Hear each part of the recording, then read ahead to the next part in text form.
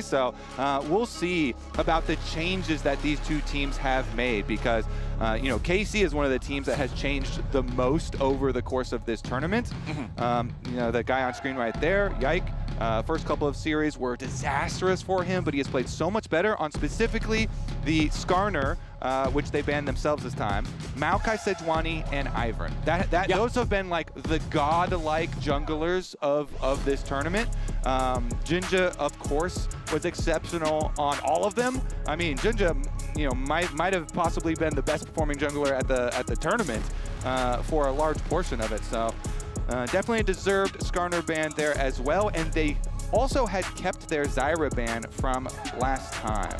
They're also going to go ahead on the CFO side, ban out the Ezreal, which is one of the picks that they played against KC in the previous head-to-head. The Vi banned away by KC. I'm a pretty big Vi doubter these days. I'm with you. I think that the tankier picks in the jungle alongside the Ivern have really been the secret sauce for a lot of the success that we have seen. Worth noting, Rest is in the roster here for the first game, as he usually is here for CFO. He loves to go for the Cassante. We'll see if they want to just blind that here on blue or if they're going to wait a little bit for it.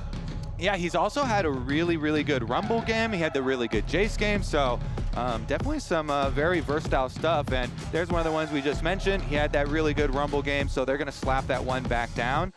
Let's take a look here at the answer from KC. Since they themselves banned the Vi out, already looking at other possible AD junglers to steal away. Since CFO started with the Rumble, you think that they're going to also look for AD jungles. Yeah. Definitely the other role taking a lot of hits here is the AD carry role. So Varus is still up, and there you go. Yeah, instantly, because the Kalista and Ezreal being banned, right down the priority list here.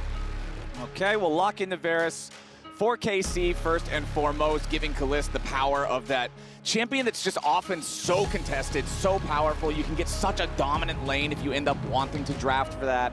He's just got so much potential with everything that he can bring to the table.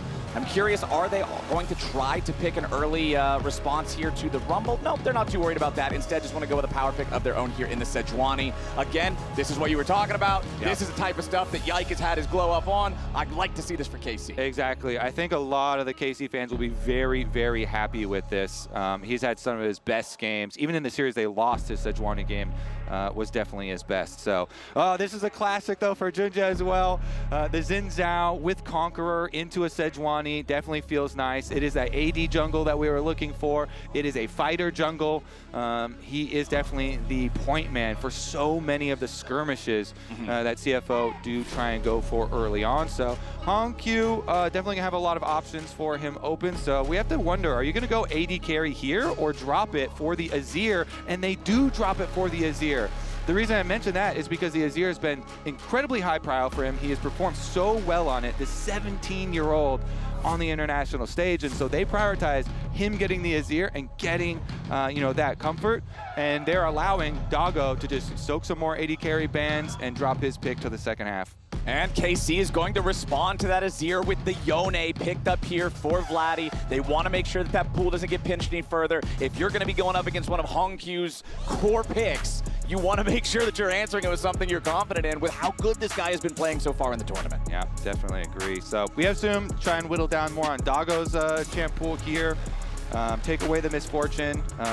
Keep on throwing them there. Meanwhile, the desynced role here for top lane. Do they want to throw more at Kana, like carry answers into the Rumble? Yes, they do. There is one right there. Kana loves Mbessa, so that's definitely a good ban right there. Try and protect the rest Rumble a little bit. Okay, I expect another AD carry ban here, honestly, from KC. Just really put the pressure on that pool. Try to punish CFO for leaving Doggo's pick this long. The other thing that they want for CFO is like an engage for Kaiwing. So, I mean, Kaiwing has been very good on a lot of engage supports, and there's so many left up that it almost would be like a drop in the bucket if you just fired off a random single bullet. Like, all right, well, there's 5 more, so. Yeah, Kaiwing is still going to get, you know, one of Alistar, Nautilus, Rel, you know, whatever. Leona, all that stuff. Whatever bottom lane they want to go with, but it's definitely going to need some more CC and structure from the bottom lane here, actually putting quite a lot of pressure on that pick. And so actually a good defensive ban there because they know Kaiwing's going to go a melee engage support, so you don't want to have to pay into a Renata alongside the Varus. That would just be such a painful lane. So, okay, it's immediately going to be the Leona locked in for KC. That means that we are going to see the last pick of the draft there for Kana, for the counter pick for top lane. Yeah. And a lot of times you're like, oh, do you want to pick Leona if Brom's still up? But you know that Kaiwing wants to play primary engage, not like a secondary like Brom or something, which doesn't have great initiation. So definitely a good pick there as well. All right, we're getting the Sivir. Doggo on the Sivir, some hyper carry potential. Between this and the Azir, the damage scaling potential and team fighting power of what CFO has brought to the table in this first draft is very, very scary. Yeah. But their front line doesn't look particularly stable or strong. Xin Zhao is only durable while his ulti is up. Rumble is more of a fighter. He's not a direct meatball. I want to see if we can get some real tankiness here out of Kaiwing, and there it is. There's the Alistar. Yeah, that's the Alistar I mentioned. He has been so good with Alistar. They have used it very frequently this tournament, almost at least once every single match that they've had. And it does serve a lot of roles. You know, Alistar is so versatile because you can be your initiation, but also some peel. The Sivir, the idea is that you can use the spell shield when you're facing all of this dive that is coming from KC, but also really helps to have a versatile bodyguard like Alistar that can potentially, you know, peel multiple, you know, divers that are coming your direction. And there we go. In the end, Flowers all comes back to the Jace for Kana. Okay. That's always comes back. Be. It's good because it adds versatility. They've got dive options with Sejuani, Yone, Leona, and they have long range with both the Varus poke and the Jace poke possibilities for later on. But as you mentioned, the Shurima scalers with the Azir and the Sivir, definitely a lot of options here for CFO as we get into a best of 5. I'm so excited, super deep in this Fearless. I hope that we get a full 5 games. Oh yeah, CFO, very strong showing against KC the first time around. KC absolutely leveling up so much since that first game against the Oysters. I wonder if they've got what it takes to go toe-to-toe with these guys who have honestly, I agree with Emily, this has been my favorite story of the tournament, is just how impressive CFO has played so far. Everybody just falling to the wrath of the Oysters, except for HLE, but HLE's not in the game right now. This is going to be a fun one. I really want to see where the action goes to in this game. I want to see if we have a lot of focus around the bottom lane. If you remember back to the first time that these two teams played each other a few days ago, there was a lot of focus on the bottom lane from Junja for CFO. Yeah, and I just have to say, Junja has been so consistently good. Incredibly impressive in a tournament where the majority of junglers have not been consistent. I would say every other jungler has had bad games and definitely not been consistent. Junja constantly has delivered. That's why he really does run that region. Let's see about the level 1. Doesn't look to be too spicy here, though we did have a double sweeper start for KC, which I'm eyeballing. Yike himself also starting the sweeper. All right, so as we start off with a mostly uneventful level 1, I got a couple of fun doggo facts for you, Kobe. Going back to the first series that these two teams had against one another, Doggo got first blood in both games. Big reason why is, of course, that Junja pressure we were talking about. But after getting first blood in those games, he would go on to not die a single time in the entire series. That is a big reason why that series felt as one-sided as it did, and I feel like Doggo has got to have a target on his back from the KC side. They know that this guy is a threat, they know that this guy is a problem, and they know they have to have better answers this time around. 100% Flowers. CFO put a lot of effort into getting a lot of money into Doggo, and he has made it worth their while. So here we go, trading early on already. He has also been very aggressive. I love the killer instinct on this guy. We have seen it many, many, many times. And the trading will be fairly heavy on bottom side, but both junglers are also starting on the bottom side of the map. So presumably heading on up for their full clears up towards the top matchup instead. And the jungles really is one of the highlights here as far as the matchups in this series. You know, we've talked at end on Junjie. He has just been exceptional for them, and... Wow, Targamas going in real far there. Immediately as he hits level 2, goes for the flash, Zenith Blade, but it's so close to the enemy turret that he can't keep going with the rest of that. So Doggo and Kaiwing still going to be fine. It does cost the cleanse from Doggo, but I honestly think they're happy with that trade. Yeah. I think so. Let's see. Hex Flash out of the brush constantly, though, from Targamas. They'll still be able to put a lot of threat here. The Alistar Sivir, definitely not very strong super early on, so right. Just trying to farm up. Farm is the name of the game for them. And as we have our junglers transitioning up through their full clears up to the top side, maybe we'll see a little bit of a skirmish over that top Scuttle Crab, but the trading does continue down here. Just the... Hex Flash here available, and the Ignite traded for Cleanse, so not too big ramifications for that early trade. Exactly. You know, just the minor spells, and then it's not that big of a deal because of what you said about always Hex. We got a ping for an early gank. So okay. Jinja is going to skip a camp to go for the gank. Okay. Yike is here too. Yike has a level advantage. Keep that in mind. Junja is going to arrive first into the lane, immediately uses the Audacious Charge back to the minion wave as soon as he sees Yike right behind him with that +1 on the levels. Yeah, Yike doing the seamless full clear there, so he's going to have level priority plus top lane priority, should be able to get double Scuttle Crab. You would have to assume he can just take this top one, cross over down to bottom side. That way, not only does Yike... Wait a second. Not only does he get double scuttles, but he's going to relieve pressure on mid lane, plus get a mid lane flash, and relieve the pushing on bottom side as well. So huge jungle influence there simply by doing the speedy full clear for himself and matching on top side. And that's a great start for Yike. That is so much better of a look than what we were seeing the first time these two teams played. We've already talked about how he started this tournament off very rough, lots of errors, plenty of mistakes, but he's really fixed it up so well. He's become a huge driver for the playmaking of KC throughout their wins, throughout their better looks in the second half of this event. And honestly, I feel like when he's on, he is such a playmaker. Yeah, he really is. And remember, even their first series of the tournament versus TL, he did have a good game, and it was the middle game on Sejuani as well. So let's take a look at it, because he also has some nice shallow wards to work with. Tri-Brush on bottom side already warded up for KC. The Raptors already warded up for KC as well, and he's going to come for a lane gank here. Targamas is going to be the one to look for it, as waiting in the shadows. Both junglers here, though. Yep, everybody's ready to party. Kaiwing flashing forward so he can get the headbutt back on Targamas, who already flashed earlier. Remember that. First blood, 3 out of 3 games to Doggo. Junglers matching for the bot lane as well. Jinja's there trailing through the brush. Kaiwing again on his Alistar. He goes for the flash, he goes for the kill, and they get it into the hands, Flowers, of guess what? Doggo. Again, a first blood for Doggo has been the recipe for success. Now, Rest could be in a little bit of danger here. Does have the minion wave coming up to block any future shock blast, but he is very low in terms of HP. Kind of going to tick level 6. Rest pretty close to getting his own ultimate marker there. Wants to stick around just a little bit longer. Does not want to give up all these minions if he can help it. Kind of just getting the wave shoved up all the way, as Rest should be able to burn most of these down, no problem. But yeah, Kaiwing on this Alistar. Let's talk a little bit more about this guy, because I feel like he has just set up so many plays for CFO throughout their run in this tournament so far. Let's take a look at how he does this one.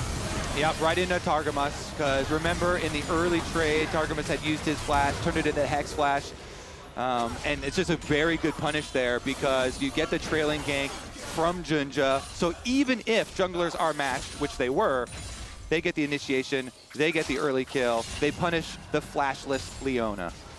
Now, speaking of that Leona, the Alistar, and both junglers now all hanging out in mid lane for the party. Kana going to rotate down here too, though. That's going to make it a 4v3, but Vladdy now has to snap back to the Soul Unbound as Doggo's ready to join up with the rest of the team. Yike and Targamas getting away. Boomerang Blade doing a good job, getting multiple hits there across multiple targets. So even though the fourth man arrived first for the side of KC, it was CFO with that killer instinct.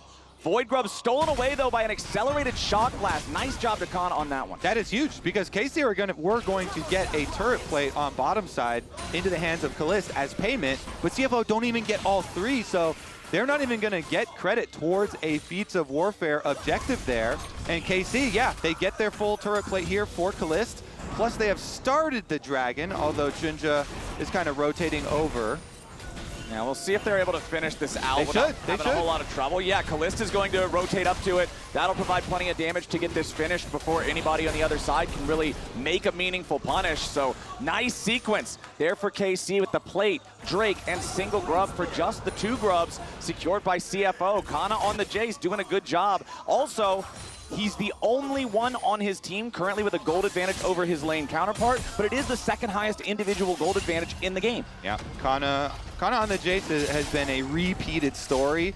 Definitely always turning in some lane CS advantages and some like little early gold leads. This time around, of course, he is going the Grasp Jace up there, so trying to stack that up in addition to the extra little bit of CS. But it is just going, once again, so well for CFO. This team, they're so coordinated, and they construct their game plans so effectively to have a very good 5-on-5 for later in the game. Always very coordinated in grouping up for these objectives. This time around, though, Kana did more than just get a CS lead in topside. You mentioned the steal away on the grub was actually quite significant. Yeah. And we will see if that actually poses a problem later on as far as stacking the feats of warfare or anything like that, but certainly is going to help out with the pushing towards power plate money. Well, Yike was hanging around mid lane here, seeing if maybe there might have been an angle for something on the Honq, but he's fine, just sitting back, farming up, using the range and the safety of the Azir. Quick snap trades back and forth between the 2 in the mid lane. Both of them have such powerful, explosive ultimates, too. If they can get the help nearby, it could quickly turn bloody, but honestly, nobody's super interested in it right now. Yeah, I mean, usually, yeah, the early stages, Azir going to look for the CS lead on the Yone, and then the Yone, about right now, you know, with ults and with people roaming through the lane, looks for some extra kill pressure to make that Azir more honest and make that Azir less aggressive towards him. But since Honq's got everything, he can continue to play fairly aggressively. Plus, really love that side control ward by mid lane. Allows him to know that he's got this area of safety up on the top side of the map where Junja is. Even though we've got a trailing gank here from Yike, this one at the moment doesn't seem like Rest is going to take any sort of baits, and I wouldn't think that he would overextend in this scenario. Yeah, Junja is on this side of the map, but he is still very far away. Would not be able to get here in time if Rest randomly decided to walk up to the brush to try to flex on his opponent. So Rest will just continue farming safely. Nobody from either side really just completely trying to play aggressively at this point. Everybody's pretty good on just handshaking the early farming back and forth, waiting for a better opportunity to show up. There are summoner spells available everywhere as Vladdy goes aggro on Honq here in mid. Does have that Azir very, very low, but beautifully played by Honq. Vladdy forced to go right back to where he came from. The kill does not go through. Summoner spells still intact for both as they both go low HP. Oof, yeah, ultimates traded. Nobody panics and blows their flash there, though. That would be the big win. It's actually a good timing for Honq. He gets a full Nasser's Tooth completion and can just teleport out to the bottom side. So the rotation here, get that Sivir into mid lane. Very comfortable farming for Doggo in the mid lane. Also allows your Alistar to go play with your Azir. This is another highlight of CFO's gameplay, how well Kaiwing links up with Junja on a lot of the aggressive Junja plays. So this second pack of grubs, they are going to be in position. Since the Azir used the teleport to bottom lane, though, and Vladdy did not, it is Vladdy's teleport advantage. So the Yone gets to push on bottom and still gets to think about, hey, do we have a actual good setup here? Should I just split push and go for a turret plate myself, or do you want me to teleport up and actually fight it? Currently, the grubs are getting melted, but positioning for KC does look like they're going to use their teleport advantage. Oh, 2 health! That he thought it had one more tick with the pet to bring it below the 900 threshold, but it ends up being 2 grubs over to the side of KC there. Grubs are going to settle on a 3-3 split. And that timer there is them. They're for sure backing off CFO, that is, because of the teleport disadvantage that we talk about, but trying to just barely squeeze out the extra grub would have been quite big to get to the 4 so that you can get the extra Void Might spawning. Regardless, though, Vladdy on the bottom side, going to just try and clear out the extra wave. Yep, that's all you got to do. Soul Unbound to guarantee that you don't get put in a spot where you can get 100 to 0'd, force the wave down. There's no way they can just sit underneath the turret, even if they want to try to combo you. So Vladdy knows the assignment. The assignment is keep the turret alive and keep these guys away. So Flowers, remember back to the first pack of Void Grubs and the one that Kana stole with the Shock Blast? Yep. That is a very meaningful steal with the Void Grub, keeping them from getting to 4 for the extra Void Might. And this game is just incredibly close here in the opening stages. Now with the Dragon being the next target, Scuttle Crab here is step number 1, and since Targamas is here with Yike earlier, they're going to be able to claim the vision from Scuttle Crab.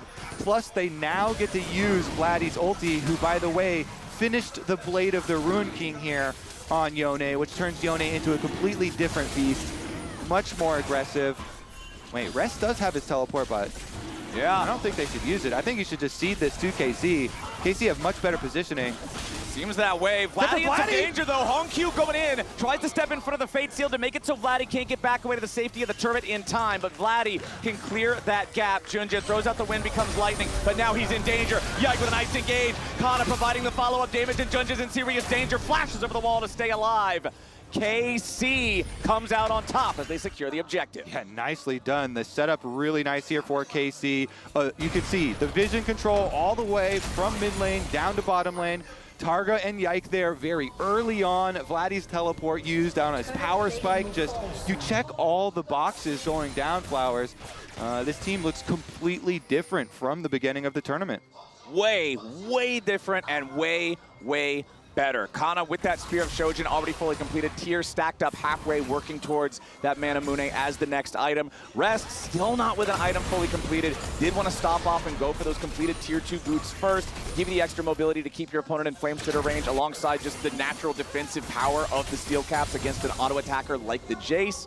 But the turret plates have fallen, and it's only a 500 gold difference between the two teams. We are 14 minutes into the game, Kobe, and there is only 1 kill on the board. It has been such a quiet early game. We're farming, baby. We're farming. We are farming. We ain't doing nothing else. Meanwhile, yeah, we're going to be farming for a bit more too, because it's a minute and a half until the Rift Herald does pop up. So going to be about mid lane priority first and foremost, as it always is in the mid game. You get mid lane push, that allows you to move into the side where the objective is going to spawn, and gaining vision over that little brush up on the left corner. Perfect little pan here from observers.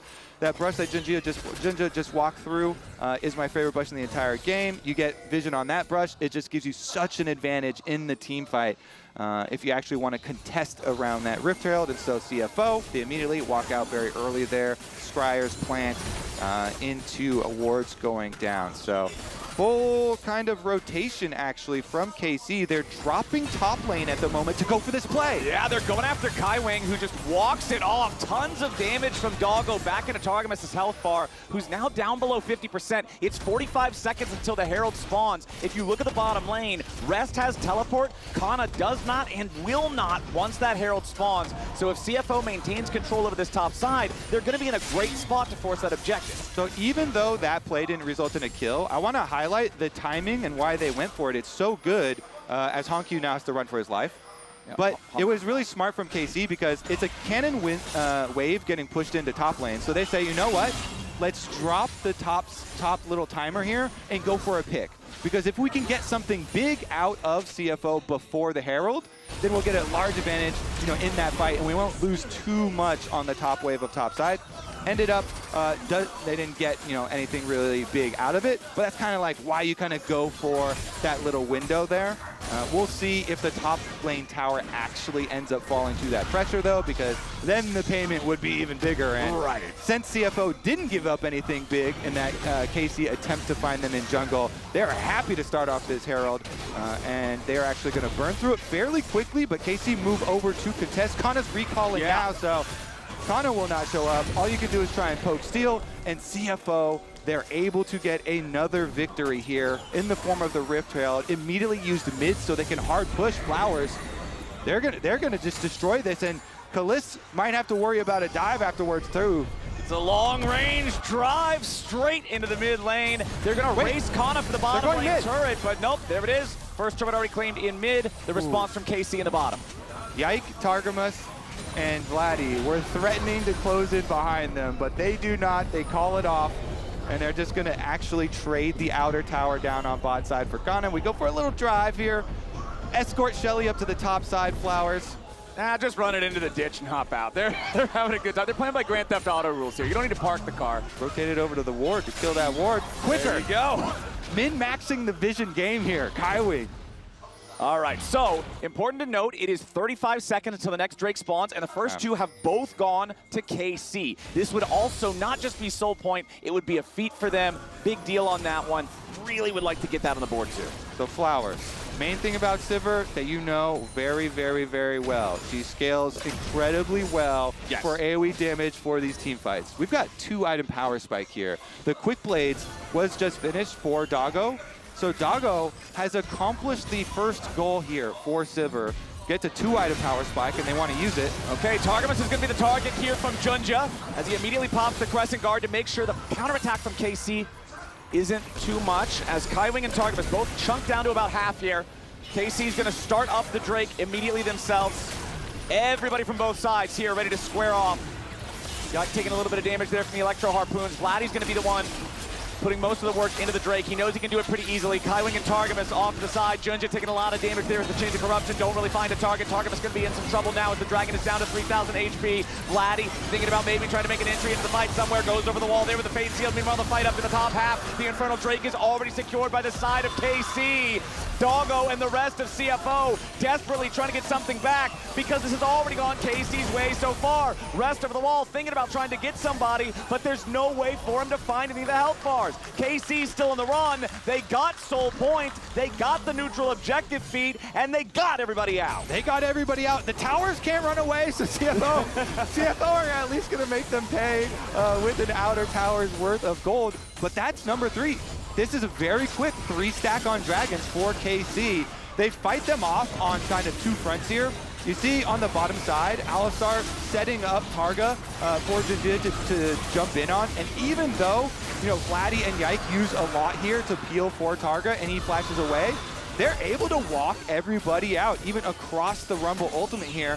Kalista and Vladdy can walk back to the tower. So everybody on KC low, but not low enough for anyone to actually fall. And Yike, all he needed is the Heartsteel, the tanky Sejuani, just walk away with the Scriver scratching his back.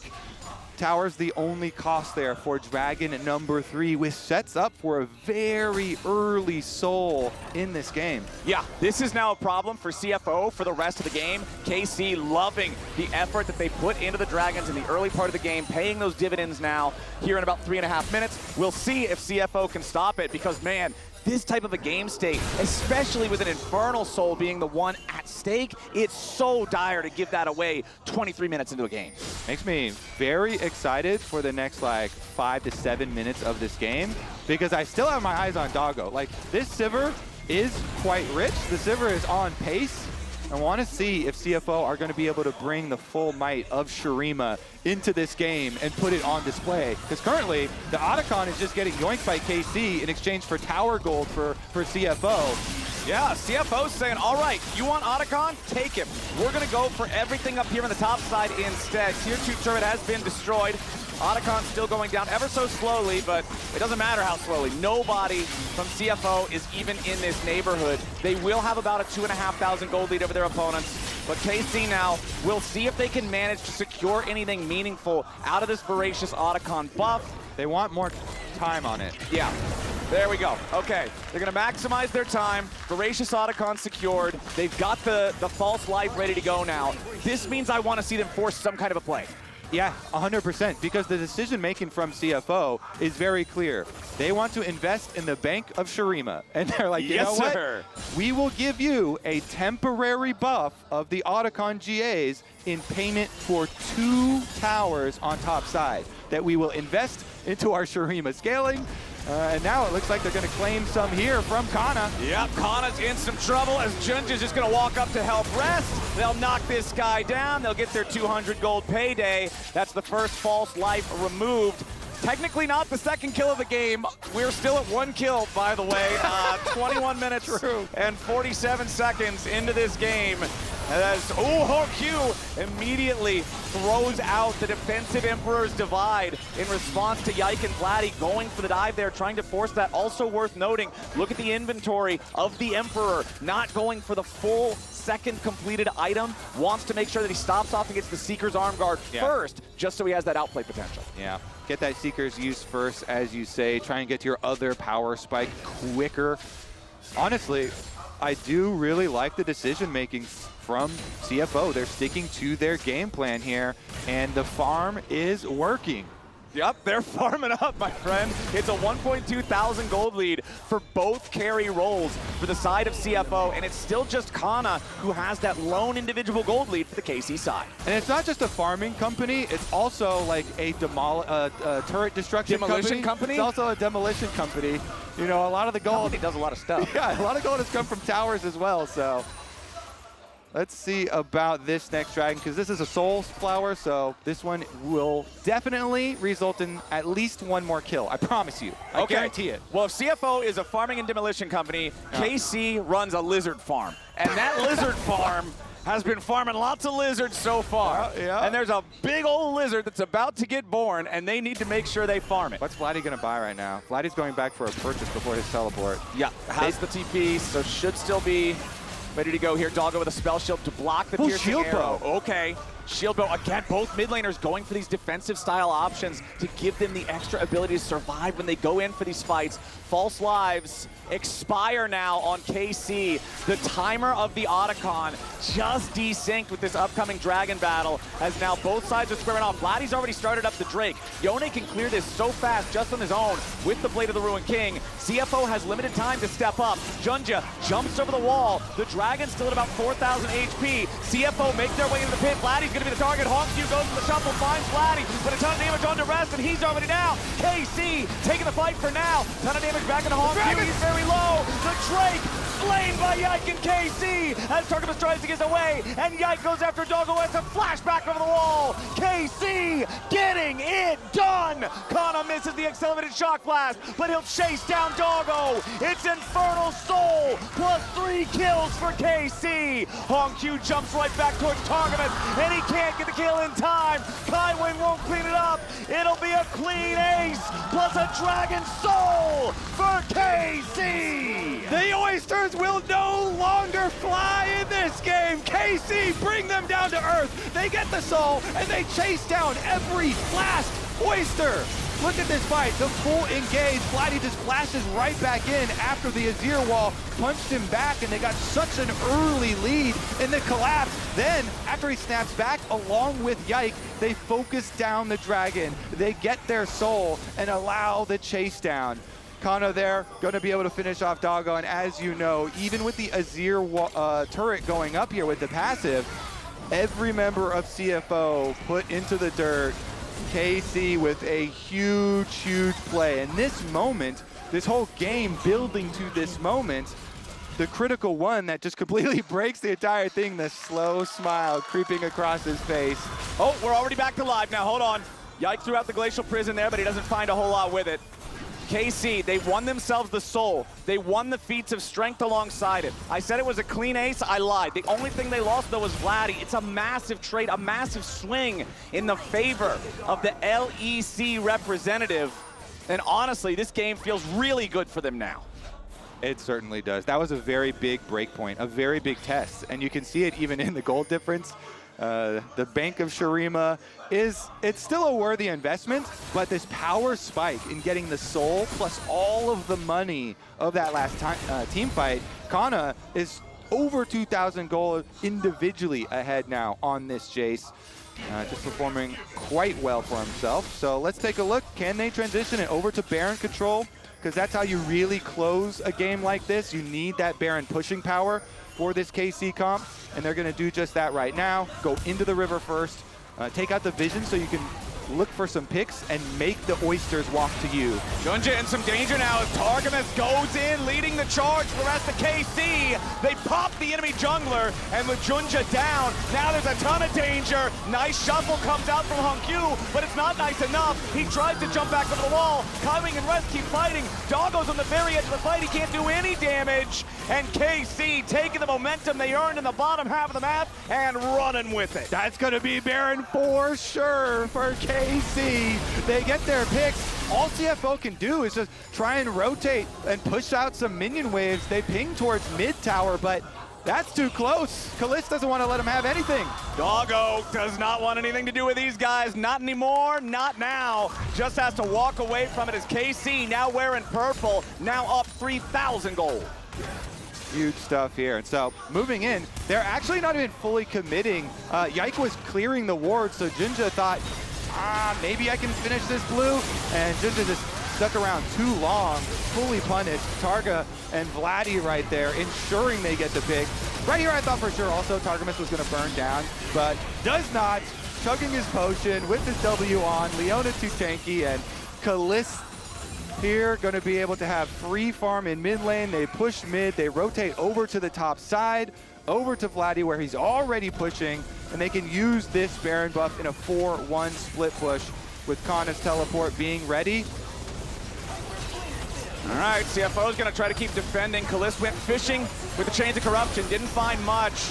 Equalizer just forcing KC back. Yikes, so tanky, there's not any world where CFO can force an engage on him. And all of KC is just buying time for Kana, meanwhile in the mid lane, to take down the tier 2 turret. They're doing a great job with this split push pressure, as we'll see if they can continue just hard forcing now onto the tier 2 in top. CFO, they know that they can't afford to try to stand here and defend this outer turret, and they just have to back away as it falls. Yep, goal accomplished there for KC. Quick destruction of 2 towers for themselves. Go back, spend that gold on your reset, and return to bottom lane where the last outer does stand. Nice chunk of change still left in that one, and really good job using their power spike on winning the Dragon Soul fight here to continue to snowball and keep the pressure on CFO. Just trap CFO inside their own base, make it hard for CFO to even get wards in their own jungle so they can't kind of set up any sort of comeback plays.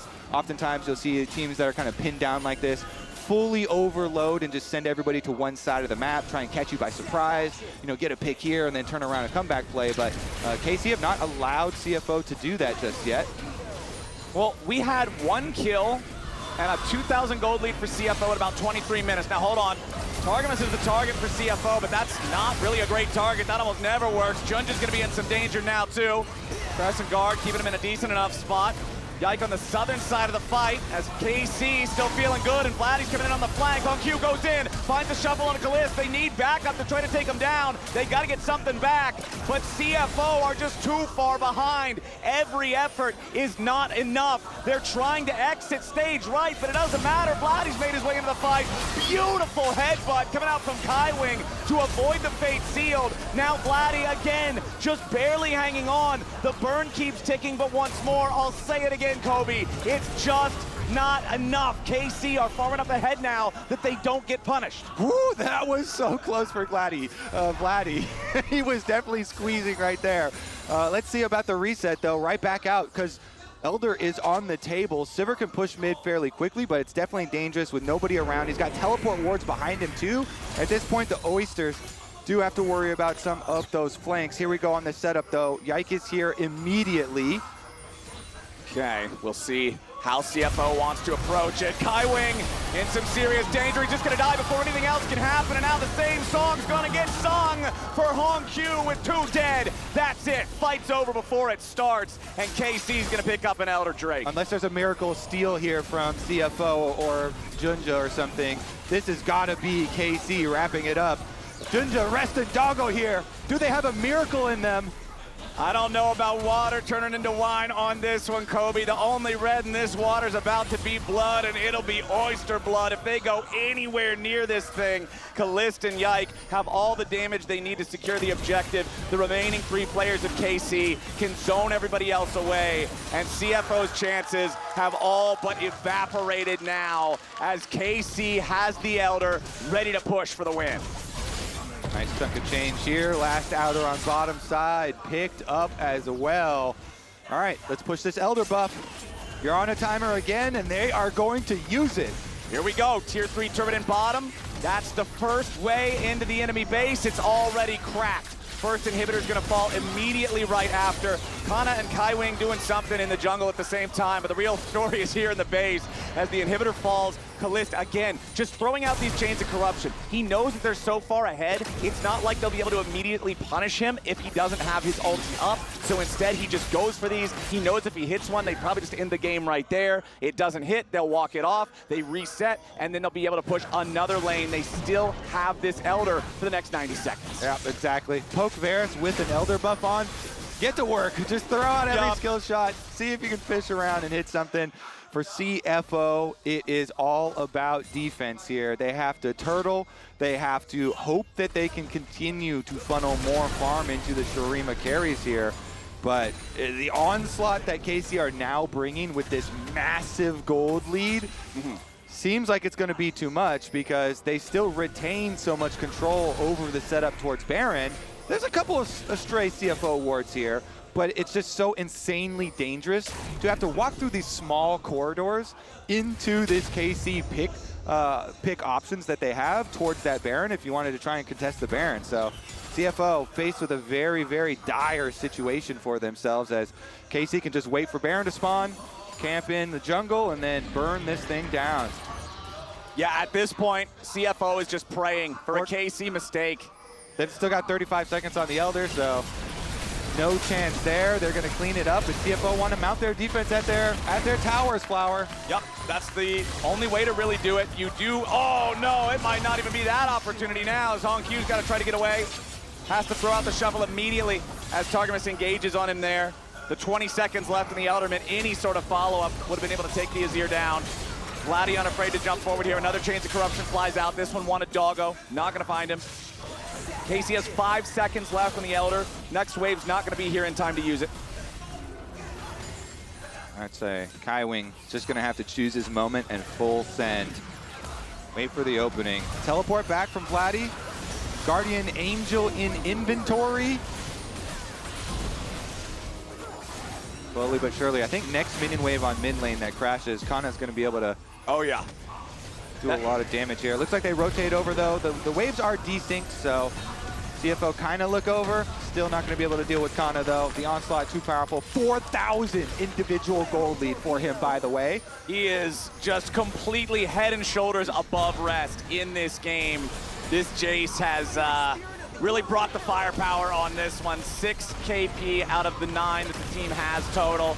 And now with that mid lane inhibitor destroyed, with Junja down, barely hanging on. He gets caught by Yike, who jumps in with the second half of the flail, can't quite get the kill. Rest tries to defend, but it ain't gonna matter. Kalist already has the unstoppable streak here as they knock down the CFO top laner. 5v4 for KC as they're on the victory march. That first Nexus turret is about to fall. The second is all the same. Vladdy jumps in. HongQ survives the stasis with only a second, but Doggo will die in his place. HongQ falls next, and KC will be the first team that's not HLE to put a loss on CFO's record. They'll go up 1-0. KC have grown so much over this tournament, and they get a taste of revenge in game number 1 here versus CFO. Remember though, this is a full best of 5, full fearless, so we've got a lot of work still to do. And we will surely be back into the action here very soon. But first, we got to toss to a break. Don't go anywhere.